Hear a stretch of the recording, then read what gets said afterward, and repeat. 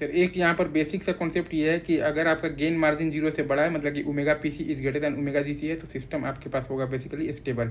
अगर आपके पास gain margin बराबर 0 है, मतलब कि omega P C is equal to omega G C है, तो सिस्टम होगा आपके पास मार्जिनली स्टेबल। और अगर आपके पास गेन मार्जिन मतलब भाई तो लेस देन 0 है, मतलब कि omega P C is less than omega G C है, तो सिस्टम होगा आपके पास बेसिकली अनस्टेबल।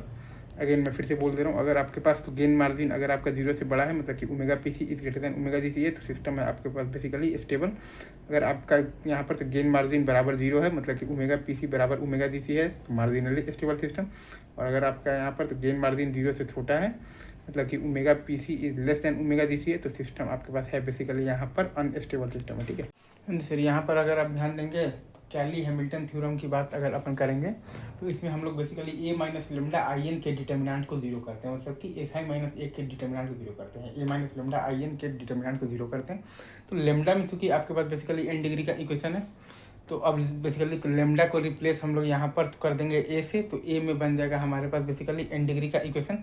अब पूरे इक्वेशन को हम लोग मल्टीप्लाई कर देंगे यहाँ पर बेसिकली ए इनवर्स से, फिर ए इनवर्स निकल आएगा हमारे पास basically in terms of the powers of A. यही होता है आपके पास कैली हैमिल्टन थ्योरम। ठीक है सर, मैंने ये कहा है कि हम लोग यहाँ पर बेसिकली तो determinant of the A minus lambda I N को जीरो करेंगे, तो वहाँ से हमारे पास बन जाएगा लेमडा में बेसिकली एन डिग्री का इक्वेशन।